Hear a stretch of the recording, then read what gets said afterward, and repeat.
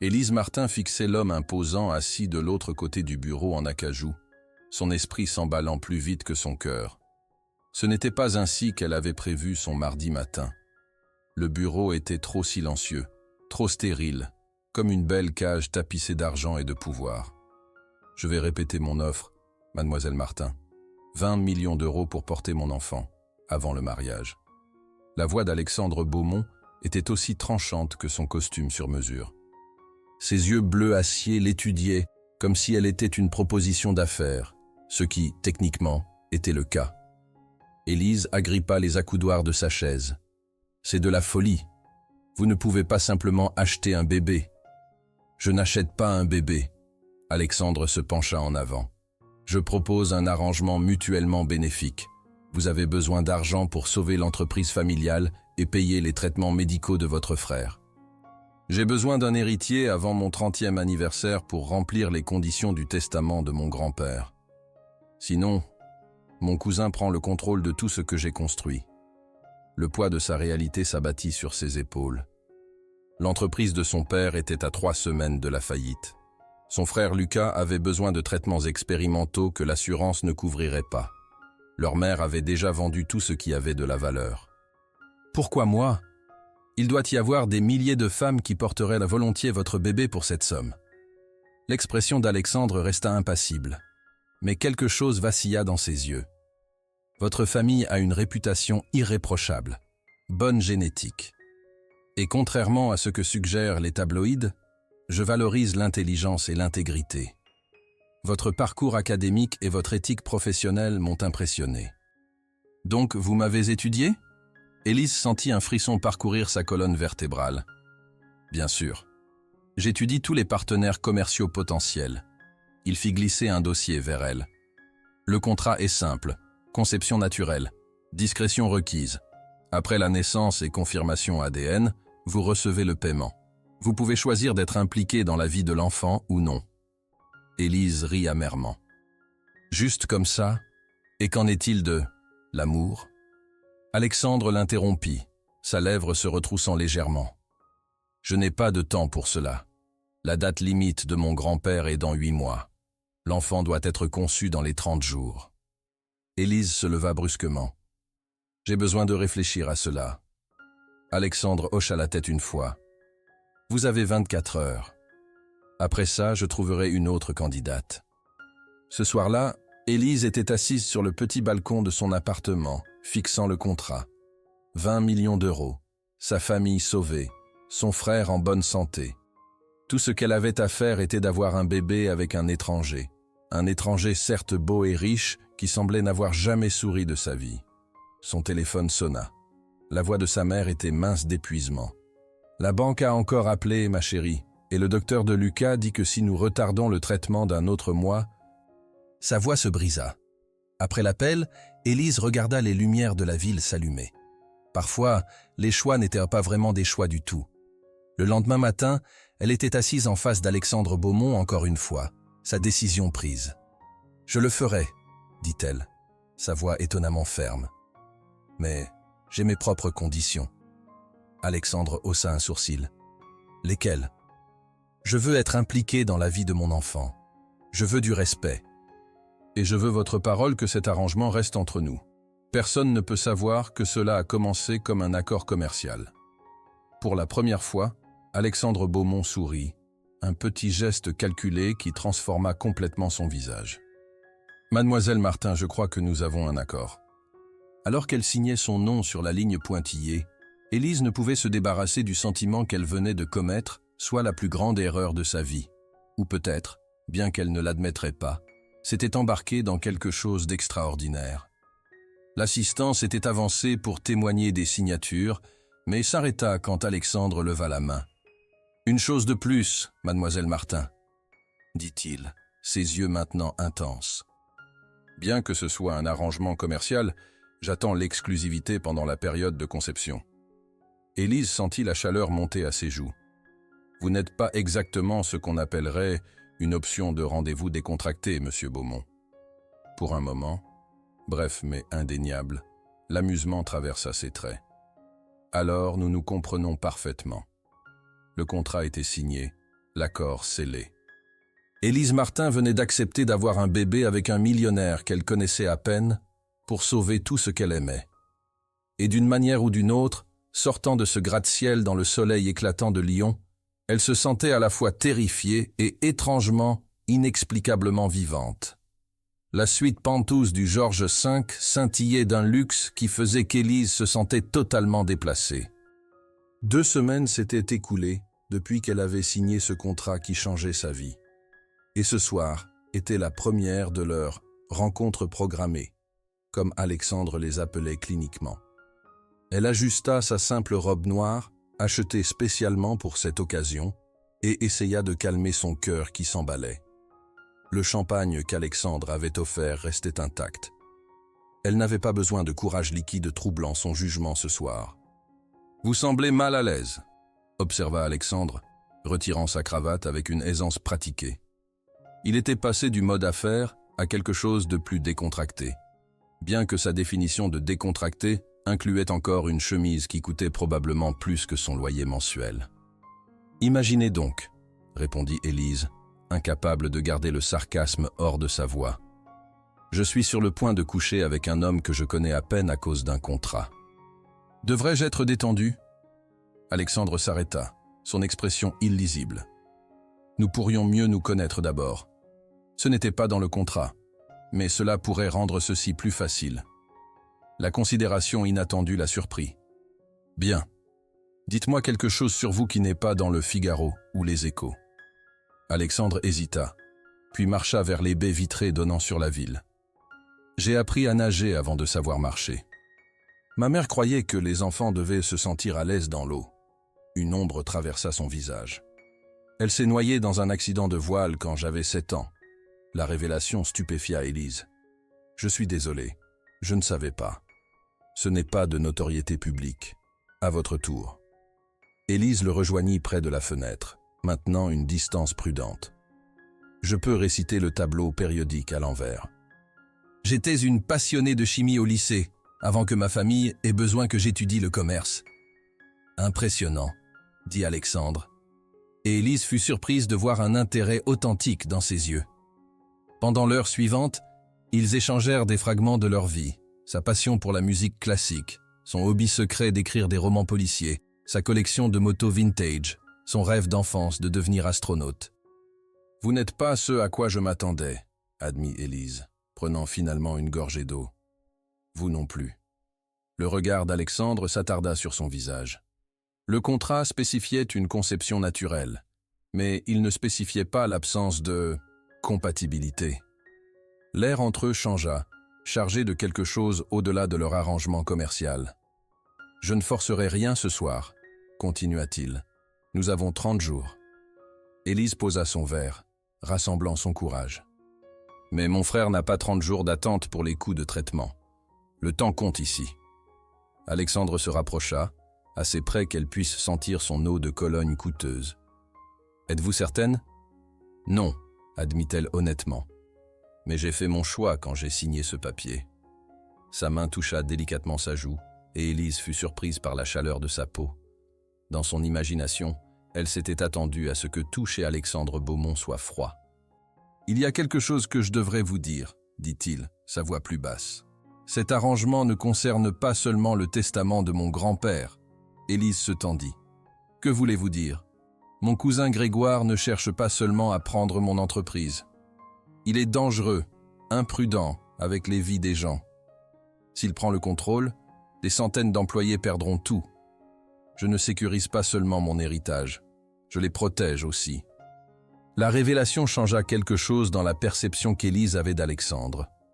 Alexandre Beaumont n'était pas simplement un homme d'affaires froid, mais un homme avec des responsabilités qu'il prenait au sérieux. « Pourquoi me dire cela ? Parce que je veux que vous sachiez qui est vraiment le père de votre enfant, » répondit-il. « Pas seulement ce que prétendent les tabloïds. » Quand il se pencha, Élise s'attendait au calcul dans son baiser. Au lieu de cela, elle trouva une douceur inattendue. Ses mains bougèrent hésitantes vers ses épaules, sentant la force solide sous le tissu coûteux. Le baiser s'approfondit, devenant quelque chose qu'aucun des deux n'avait anticipé, dans leur contrat soigneusement rédigé, quelque chose dangereusement proche du désir. Alexandre recula le premier, sa composure légèrement ébranlée. « Peut-être devrions-nous… » « Plus de discussion, interrompit Élise, se surprenant de sa hardiesse. « Nous avons un accord à remplir. » Ce qui suivit n'était rien, comme la rencontre clinique pour laquelle Élise s'était préparée. Les mains d'Alexandre étaient respectueuses, traçant des chemins sur sa peau comme s'il cartographiait des territoires pour une exploration future. Quand les vêtements devinrent une barrière inutile, Élise découvrit que la vulnérabilité avec cet homme semblait étrangement juste. Dans le clair de lune filtrant par les fenêtres du penthouse, deux étrangers devinrent intimes de manière qu'aucun contrat ne pouvait spécifier. Les affaires se transformèrent en plaisir, l'obligation en découverte mutuelle. Après, allongée à côté de lui, Élise réalisa avec alarme qu'elle souriait. « Cela ne change rien, dit-elle, plus pour elle-même que pour lui. C'est toujours un arrangement commercial. »« Bien sûr, » dit Alexandre.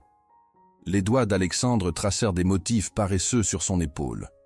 Mais quand le matin vint, et qu'Élise se réveilla pour trouver le petit déjeuner qui l'attendait, et une note l'informant que les factures médicales de son frère avaient été payées intégralement, une avance sur notre accord, elle se demanda si peut-être tout avait déjà changé. Et quand Alexandre appela ce soir-là pour discuter de la réunion de demain, alors qu'aucune telle réunion n'avait été prévue, Élise se surprit à attendre leur prochaine rencontre avec une anticipation complètement non professionnelle. Le carrelage de la salle de bain était frais contre les genoux d'Élise alors qu'elle se penchait au-dessus des toilettes pour la 3e matinée consécutive. 6 semaines s'étaient écoulées depuis que son arrangement avec Alexandre avait commencé, et maintenant, son corps envoyait des signaux indéniables. « Ce ne sont que des nerfs », murmura-t-elle de manière peu convaincante, à son reflet, en se rinçant la bouche. Mais le petit calendrier sur son téléphone racontait une histoire différente. Elle était en retard, très en retard. Le test de grossesse de la pharmacie était posé sur son comptoir, encore dans son emballage, comme une bombe à retardement qu'elle avait peur de désamorcer. Élise avait fait face aux salles de conseil d'entreprise et aux crises familiales, mais ce petit bâton en plastique la terrifiait. Son téléphone vibra avec un texto d'Alexandre. « Dîner ce soir, 19h ?» Leur réunion d'affaires avait évolué au cours des dernières semaines. Ce qui avait commencé comme des rencontres programmées s'était transformé en véritables rendez-vous. Des dîners où ils parlaient pendant des heures, une sortie surprise à l'opéra quand Alexandre apprit qu'Élise aimait Tchaïkovski, même une partie de tennis compétitive qui révéla le côté espiègle rarement vu d'Alexandre. Élise répondit rapidement par l'affirmative avant de finalement déballer le test. 5 minutes plus tard, elle fixait la double ligne indéniable avec un mélange de réussite et de panique. Elle avait rempli le contrat. Elle était enceinte de l'enfant d'Alexandre Beaumont. Maintenant venait la partie difficile, le lui dire. La journée d'Élise au travail fut un flou de réunions et de feuilles de calcul qui ne pouvaient pas la distraire des nouvelles qui changent la vie. En tant que directrice financière intérimaire de l'entreprise familiale en difficulté, elle aurait dû se concentrer sur les projections trimestrielles, mais son esprit ne cessait de dériver vers Alexandre et leur enfant qui grandissait. « Allô, Élise » dit Diane, son assistante, agitant une main devant son visage. « Les chiffres du compte Anderson ? Ils attendent depuis 10 minutes. »« Ah oui, désolé. » Élise fouilla avec sa tablette, trouvant les chiffres. Pendant qu'elle récitait les statistiques à la conférence téléphonique qui attendait, sa main libre dériva inconsciemment vers son ventre. Après le travail, elle s'arrêta chez ses parents dans leur maison modeste. Son père, autrefois une présence imposante dans le monde des affaires, semblait maintenant fragile alors qu'il se reposait dans son fauteuil préféré. Le stress de voir son entreprise s'effondrer l'avait vieilli au-delà de ses années. « Voilà ma fille, » dit-il, s'illuminant quand elle entra. « Ta mère dit que les paiements de l'entreprise arrivent. Cet investisseur à toi doit être un faiseur de miracles. » Élise ressentit un pincement de culpabilité. « Il est unique, papa. » Sa mère émergea de la cuisine, s'essuyant les mains sur un torchon. « Quand allons-nous rencontrer ce mystérieux bienfaiteur? Je commence à penser que tu l'as inventé. »« Bientôt, » promit Élise, sachant qu'elle ne pouvait pas garder ces mondes séparés beaucoup plus longtemps. Comment va Lucas aujourd'hui? Les nouveaux traitements font des merveilles, dit sa mère, le soulagement évident dans sa voix. Le docteur dit qu'il pourrait même rentrer à la maison la semaine prochaine pour une visite. Élise ressentit une vague de gratitude. Quelles que soient les complications que son arrangement avec Alexandre apportait, il avait donné à sa famille ceci: l'espoir, le traitement, une chance de s'en sortir. Pour cela seul, elle ne pourrait jamais vraiment regretter leur contrat. Le chef privé d'Alexandre s'était surpassé avec le repas, mais Élise y goûta à peine. Son esprit était trop occupé par les nouvelles qui brûlaient en elle. « Vous avez à peine touché votre nourriture », observa Alexandre, posant son verre de vin. Il n'avait pas manqué comment elle avait demandé de l'eau au lieu de son habituel verre de pinot noir. Quelque chose ne va pas. Élise croisa son regard à travers la table éclairée aux bougies. Dans l'éclairage doux de sa salle à manger du Penthouse, il ressemblait moins à l'homme d'affaires impitoyable et plus à l'homme qui l'avait tenu toute la nuit, murmurant des choses qui n'étaient dans aucun contrat. « J'ai des nouvelles », dit-elle prudemment, « à propos de notre arrangement. » L'expression d'Alexandre changea, instantanément alerte. « Dites-moi, je suis enceinte. » Les mots restèrent suspendus dans l'air entre eux. Pendant un moment, Alexandre fut parfaitement immobile, son visage illisible. Puis il se leva si brusquement que sa chaise faillit basculer. Élise se prépara à sa réaction, du calcul peut-être, ou une satisfaction commerciale face à une transaction réussie. Au lieu de cela, il traversa à son côté de la table, s'agenouilla près de sa chaise et prit ses mains dans les siennes. « Êtes-vous certaine ?» Sa voix était rauque d'une émotion qu'elle ne pouvait identifier. Élise hocha la tête. « J'ai fait un test ce matin. » L'action suivante d'Alexandre la choqua complètement. Il rit, un son authentique et déchaîné qu'elle n'avait jamais entendu de lui auparavant, et la prit dans ses bras. « C'est une merveilleuse nouvelle, » dit-il contre ses cheveux. « Mieux que n'importe quel accord commercial que j'ai jamais conclu. » Élise recula légèrement, étudiant son visage. « Vous êtes heureux? Vraiment heureux? Pas juste satisfait que le contrat soit rempli ?» Quelque chose de vulnérable vacilla dans les yeux d'Alexandre. « Élise, Il sembla se reprendre, regagnant un peu de sa composure. « Oui, je suis heureux. Cela résout parfaitement ma situation d'héritage. » Mais ses mains restaient douces sur ses bras et ses yeux racontaient une histoire différente. « Nous devrions célébrer, » continua-t-il, se levant et la tirant avec lui. « Et faire des plans. Vous devrez voir le meilleur obstétricien de la ville. J'arrangerai tout demain. » Alexandre, Élise interrompit sa planification. « Cela ne change pas notre arrangement. Après la naissance du bébé, je reçois toujours le paiement et nous suivons nos chemins séparés. C'était l'accord. » Son expression vacilla juste un moment. Bien sûr, le contrat tient. Le reste de la soirée se passa dans un étrange mélange de célébration et de prudence. Alexandre ouvrit une bouteille de cidre pétillant pour Élise, portant un toast aux entreprises réussies. Mais ses yeux la suivaient avec une intensité qui parlait de plus que de satisfaction commerciale. Plus tard, alors qu'il se tenait sur son balcon surplombant la ville scintillante, Alexandre l'enlaça par derrière, ses mains reposant de manière protectrice sur son ventre. « Je ne m'attendais jamais à cela, » murmura-t-il contre son cou. « La grossesse ? C'était tout l'objectif, » lui rappela Élise, essayant de garder sa voix légère malgré la chaleur qui se répandait en elle à son contact. « Pas ça. » Sa voix était sérieuse. Ce sentiment. « Quand j'ai rédigé ce contrat, je pensais juste sécuriser mon héritage. Je n'ai jamais pensé que je me soucierais de... » Il s'arrêta brusquement. Élise se retourna dans ses bras. « Vous souciez de quoi, Alexandre ?» Son expression était sans défense pour une fois, vulnérable dans le clair de lune. « La mère de mon enfant, » finit-il, mais quelque chose dans ses yeux suggérait qu'il avait voulu dire quelque chose d'autre entièrement. Cette nuit-là, leur intimité était différente, tendre, presque révérencieuse. Plus poussée par les exigences du contrat, mais par quelque chose qu'aucun des deux n'était prêt à nommer. Le matin suivant, Élise se réveilla pour trouver Alexandre déjà habillé de son costume impeccable, parlant rapidement au téléphone. « Je veux le meilleur, Dr. Hanson. Le prix n'est pas un problème. Oui, la confidentialité complète est essentielle. Demain à 10 heures. Parfait. Il termina l'appel et remarqua qu'Élise l'observait. Bonjour. J'ai arrangé un rendez-vous avec le meilleur spécialiste maternel du pays pour vous voir demain. Élise s'assit, tirant le drap autour d'elle. Ne pensez-vous pas que c'est un peu excessif? Je n'ai que quelques semaines. Rien n'est un peu excessif quand il s'agit de votre santé et celle de notre bébé, répondit Alexandre fermement. Ce qui me rappelle, je pense que vous devriez emménager ici. Le trajet depuis votre appartement est inefficace, et je veux vous avoir prêt au cas où vous auriez besoin de quoi que ce soit. Élise haussa un sourcil. Attention, monsieur Beaumont. Vous commencez à ressembler à quelqu'un qui se soucie. Quelque chose vacilla dans ses yeux. C'est pratique.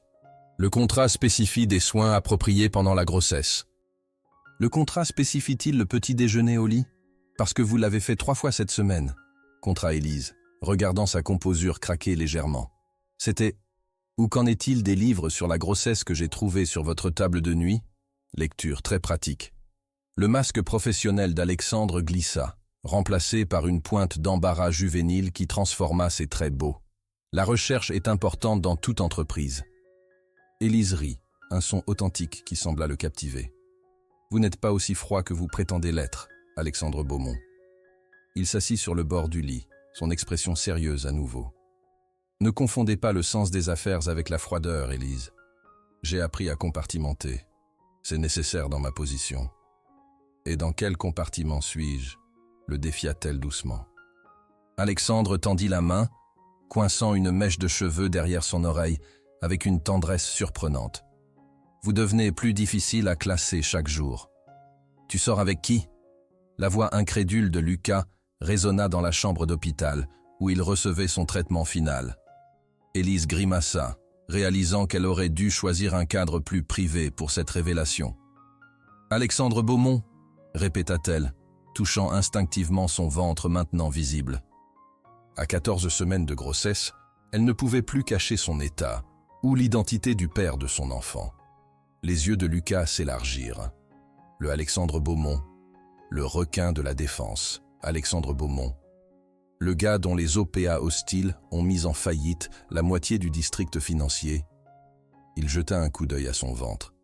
Et c'est « votre futur neveu ou nièce », finit Élise. Oui. Pendant un moment, Lucas la fixa dans un silence stupéfait. Puis, de manière inattendue, il éclata de rire. « Toi seul, Serette. Toi seul pouvais passer de sauver l'entreprise familiale à porter l'enfant d'un milliardaire. » Son rire s'apaisa, remplacé par l'inquiétude. « Il te traite bien ?» L'esprit d'Élise se tourna vers les soins tendres d'Alexandre depuis qu'elle était revenue à son penthouse après leur réconciliation chez le médecin. Comment il avait créé un bureau à domicile pour elle pour qu'elle puisse travailler confortablement. Comment il avait commencé à rentrer tôt du travail pour assister à chaque rendez-vous médical. La façon dont il parlait à son ventre chaque soir avant qu'il s'endorme. « Oui, dit-elle doucement. Il le fait. Et maman et papa, ils le savent ?» Élise secoua la tête. « Pas encore. Je voulais te le dire d'abord. Nous dînons avec eux ce soir. » Lucas siffla. « Je paierai cher pour voir le visage de papa quand tu lui diras que tu portes l'enfant d'Alexandre Beaumont. »« Ce n'est pas seulement ça, » admit Élise. « Nous nous marions le mois prochain. » Cette nouvelle rendit finalement son frère sans voix. Quand il récupéra, son expression était sérieuse. « Élise, je sais que mes traitements et l'entreprise étaient en difficulté, mais, s'il te plaît, dis-moi que tu n'as pas fait ça à cause de nous. » Élise détourna le regard, incapable de croiser ses yeux. « Oh, Élise. » Lucas prit sa main. « Tu as toujours tout sacrifié pour cette famille. Mais ta vie, ton corps, c'est trop. » « Ce n'est plus comme ça, insista-t-elle. Oui, ça a commencé comme un arrangement, mais les choses ont changé. Alexandre et moi, nous avons... C'est compliqué. »« Tu l'aimes ?» affirma simplement Lucas. Élise hocha la tête, soulagée de finalement l'admettre à voix haute. « Et je pense qu'il m'aime aussi, à sa façon. Il n'est pas bon pour le dire, mais... Les actions parlent plus fort, » finit Lucas. Sa réputation dit que c'est un homme d'affaires impitoyable, mais s'il t'a conquise, il doit y avoir plus en lui.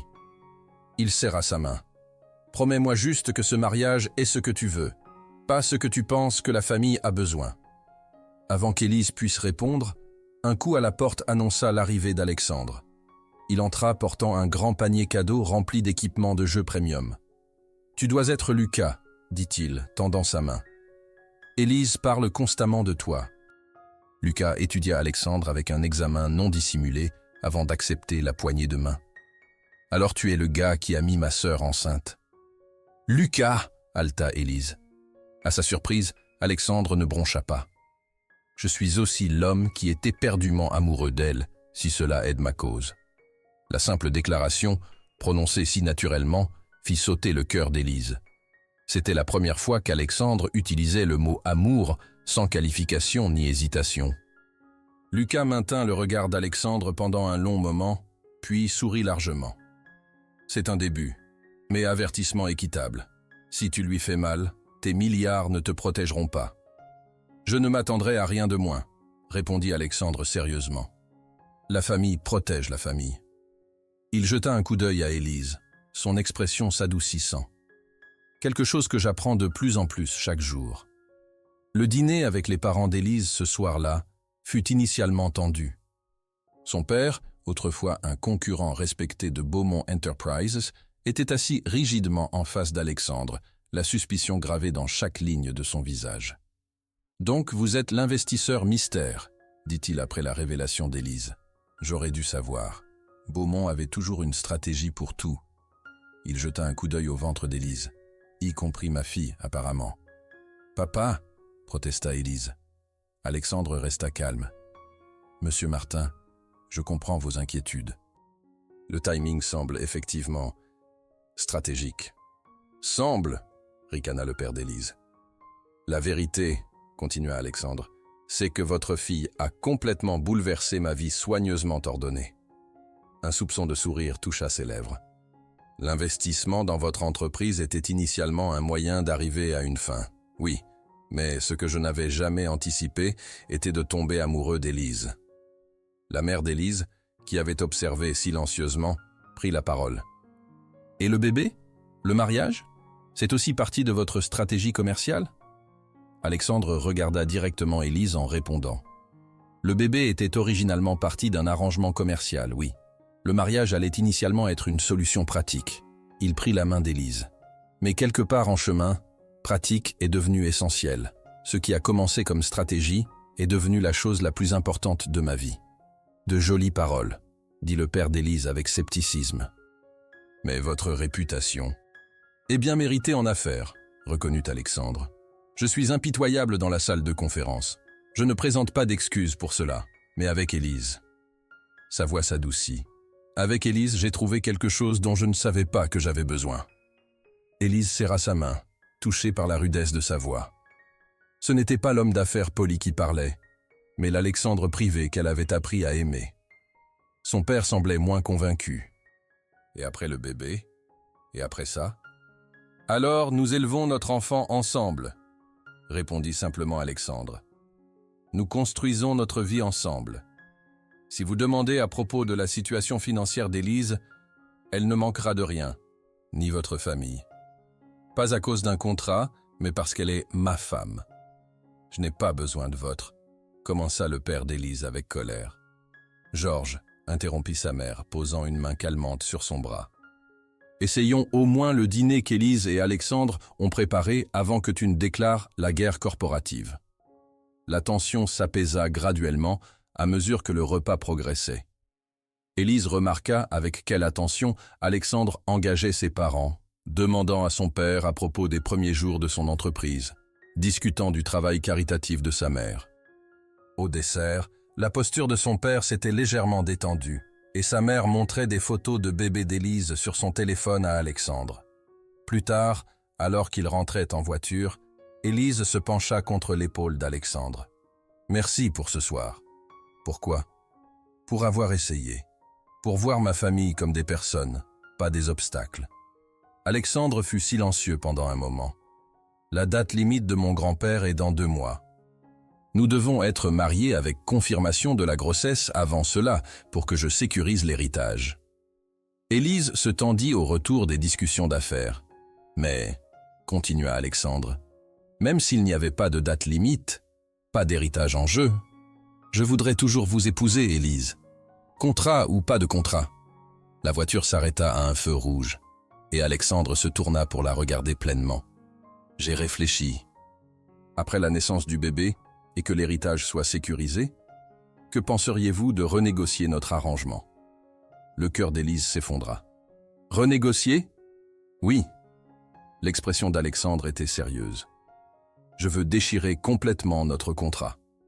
Recommencer à zéro sans terme, sans condition.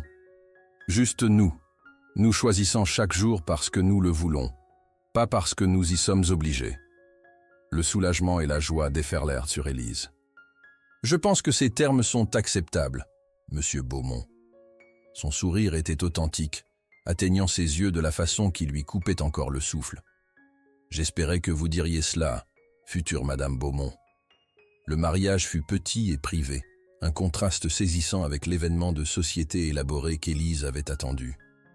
Seule la famille et les amis les plus proches se rassemblèrent au domaine d'Alexandre en Provence, où les jardins surplombant la Méditerranée offraient une cathédrale naturelle. Pas de presse, pas d'associés commerciaux, pas de spectacle, avait insisté Alexandre pendant la planification. Juste les gens qui comptent.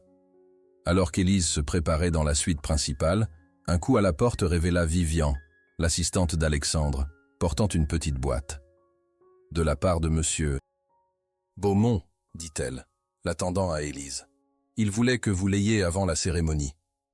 À l'intérieur se trouvait un médaillon antique exquis contenant une photographie fanée d'une belle femme tenant un petit garçon, Alexandre et sa mère.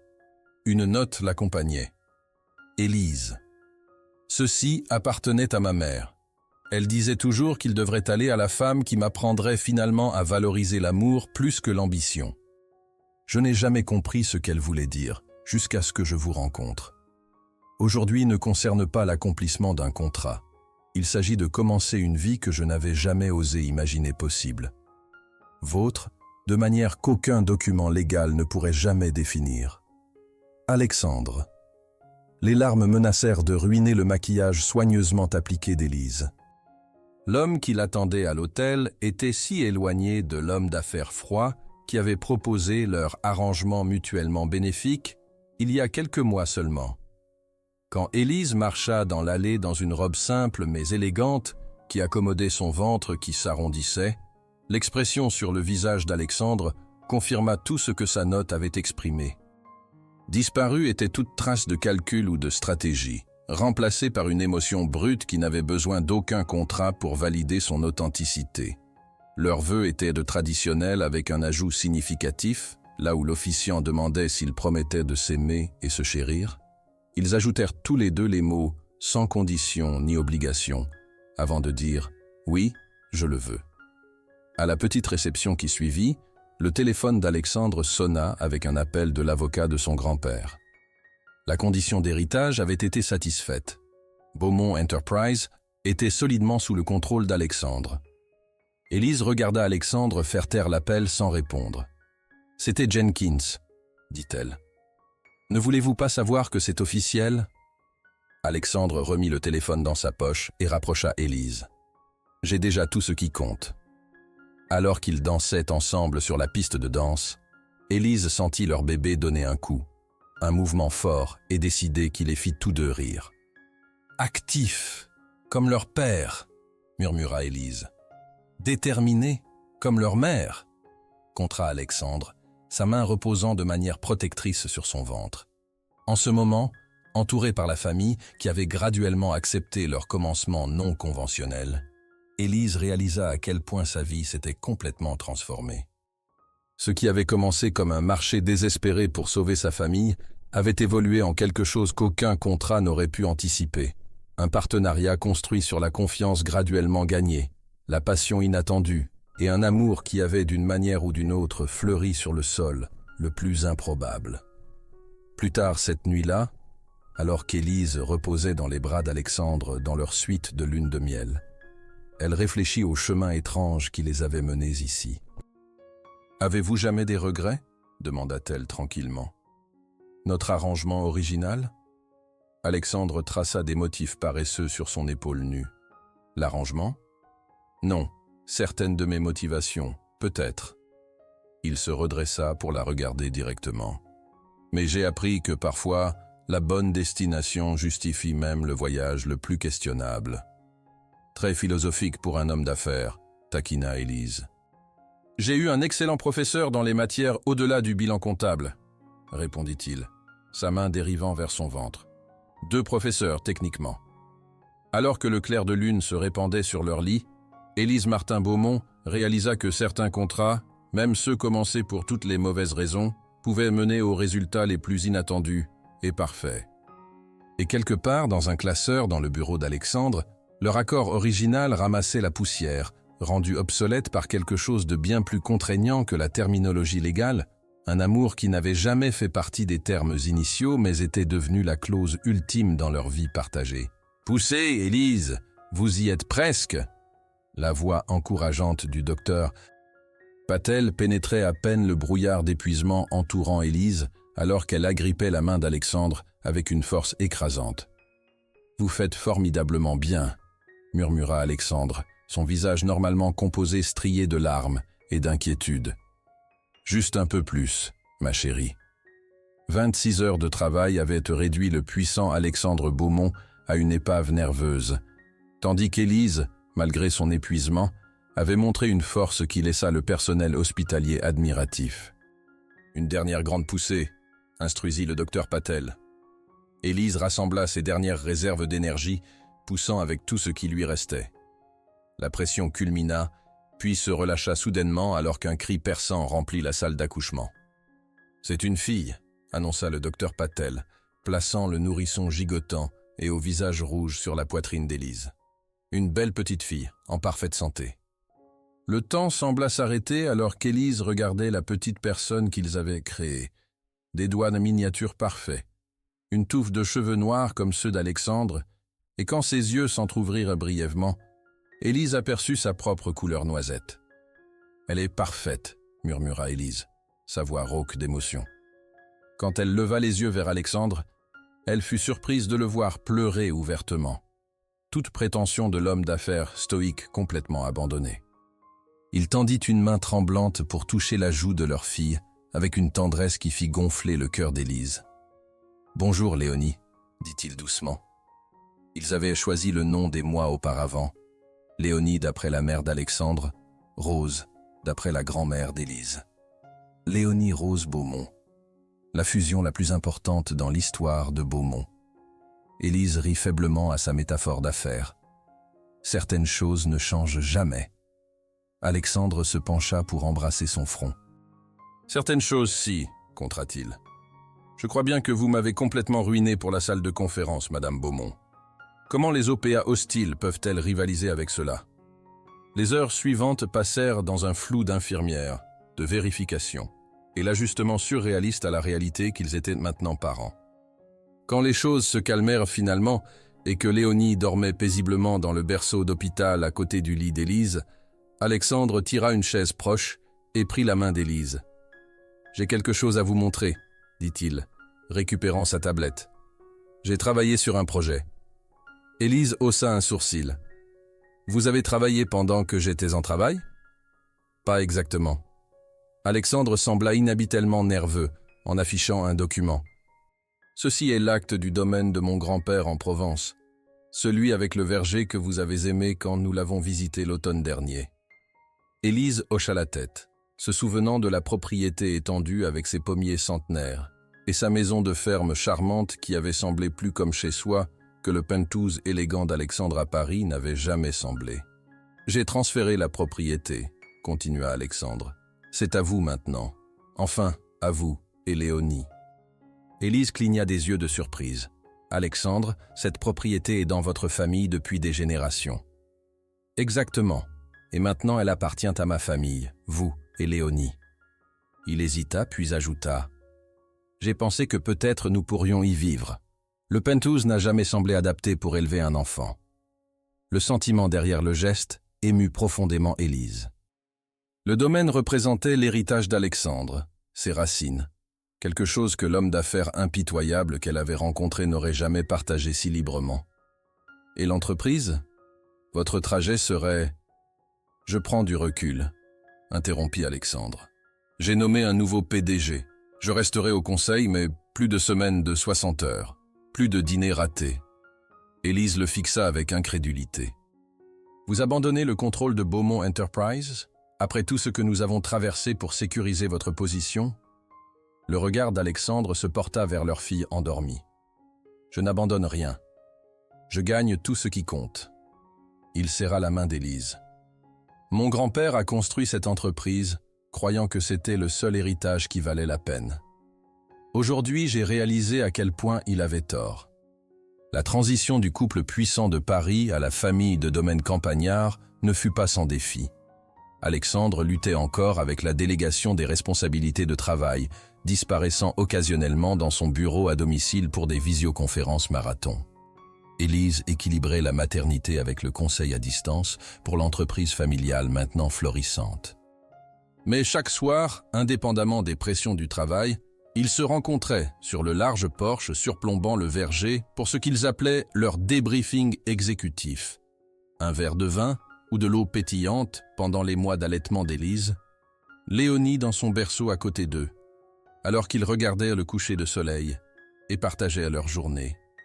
C'était pendant l'une de ces soirées, quand Léonie avait 4 mois, qu'Alexandre aborda un sujet qu'Élise n'avait pas attendu. « Vous souvenez-vous du paiement spécifié dans notre contrat original ?» demanda-t-il. Élise faillit s'étouffer avec son vin. Ils parlaient rarement de leur commencement inhabituel maintenant. « Les 20 millions ? Bien sûr. Mais nous avions convenu que c'était annulé quand nous avons décidé de rester ensemble. » Alexandre hocha la tête, regardant le soleil s'enfoncer derrière les arbres du verger. « J'y ai réfléchi. Cet argent était destiné à sécuriser l'avenir de votre famille, à vous donner la liberté. Alexandre, nous avons dépassé cela.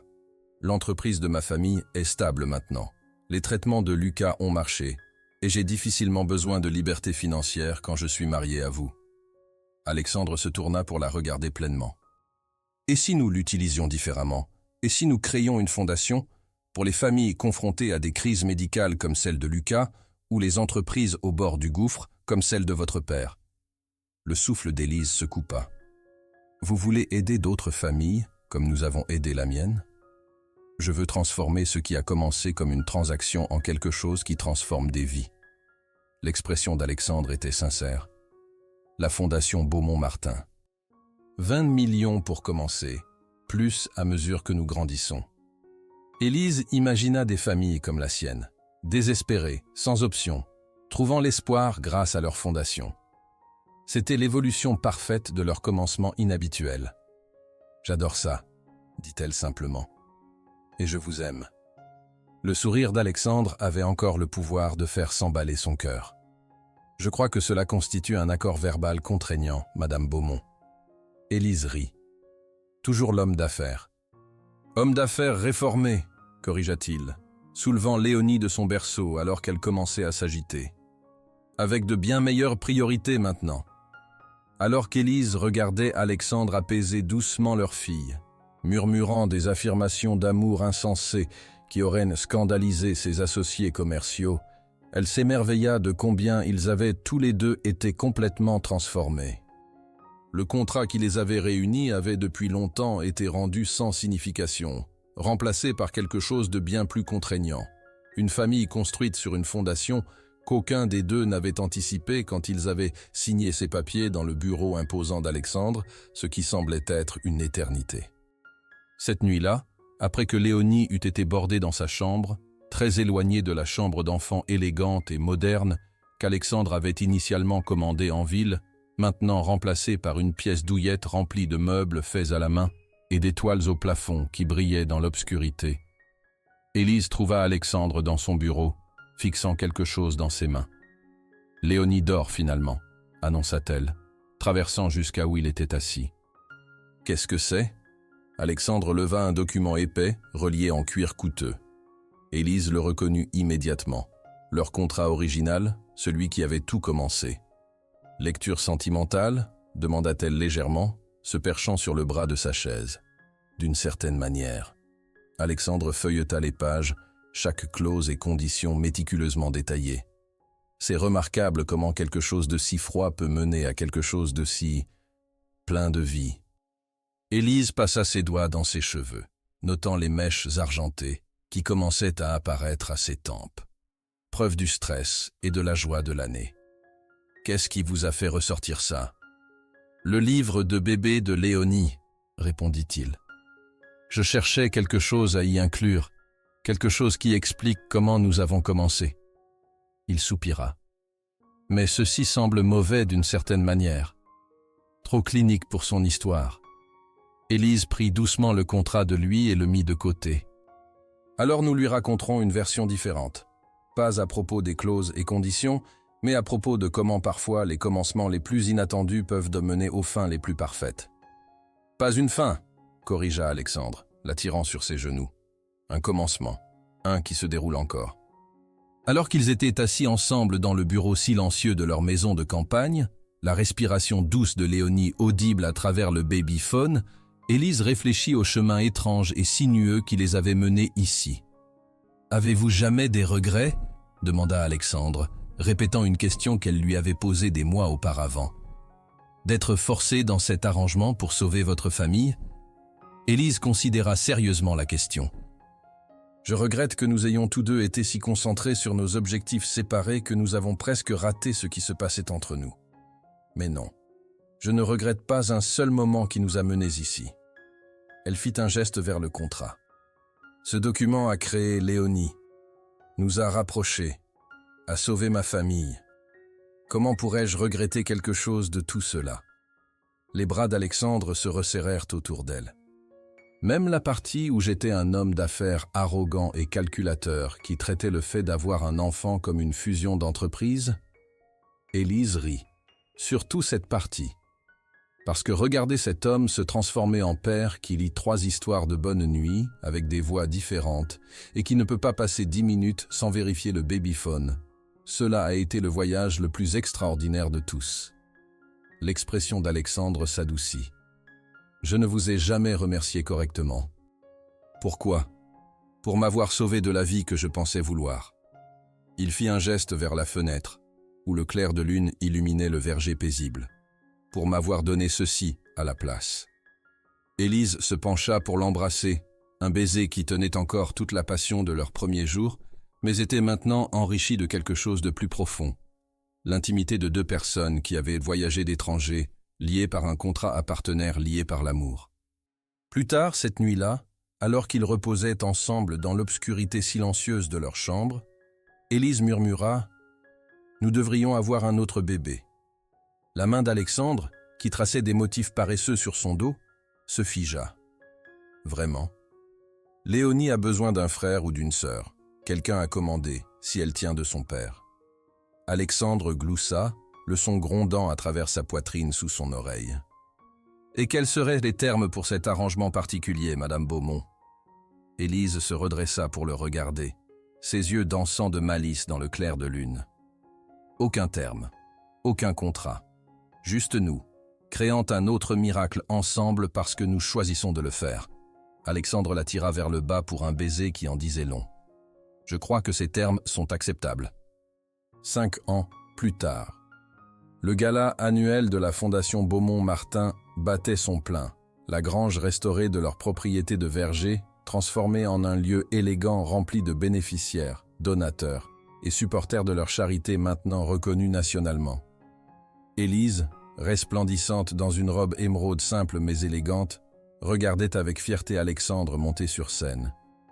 À 40 ans, il n'avait fait que devenir plus beau, l'argent subtil à ses tempes, lui prêtant un air de sagesse distingué qui complétait la chaleur qui avait graduellement remplacé son comportement autrefois froid.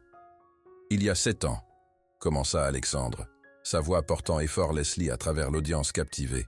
« J'ai fait ce que je pensais être simplement une décision commerciale. J'ai rédigé un contrat, croyant que je sécurisais un avenir financier. » Ses yeux trouvèrent ceux d'Élise dans la foule. « Au lieu de cela, J'ai trouvé un chemin vers une vie plus riche que n'importe quel bilan comptable ne pourrait mesurer. » Au premier rang, Léonie, maintenant âgée de 7 ans, était assise fièrement à côté de son frère Thomas de 5 ans et de sa petite sœur Amélie de 2 ans. Les 3 enfants regardaient leur père avec des degrés variables de compréhension, mais des expressions identiques d'adoration.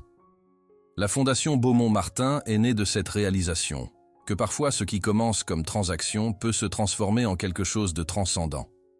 Que les familles confrontées à des crises médicales ou un effondrement financier méritent non seulement des fonds, mais la dignité et l'espoir. Un diaporama commença derrière lui, montrant des images de familles aidées par la Fondation. Enfants qui avaient reçu des traitements qui sauvent des vies, propriétaires de petites entreprises qui avaient gardé leurs portes ouvertes, communautés qui avaient été revitalisées. À ce jour, nous avons aidé plus de 300 familles et sauvé 78 entreprises de la fermeture, continua Alexandre. Mais les chiffres ne racontent qu'une partie de l'histoire. La vraie mesure de notre travail est dans les vies changées, les avenirs sécurisés, les espoirs restaurés. Alors qu'Alexandre présentait plusieurs familles bénéficiaires qui partageaient leurs histoires, Élise sentit un tiraillement sur sa robe. Elle regarda en bas pour voir Amélie, leur Benjamine, qui avait apparemment échappé à la supervision de ses frères et sœurs. « Maman, murmura-t-elle fort, de la façon dont seuls les tout-petits peuvent le faire.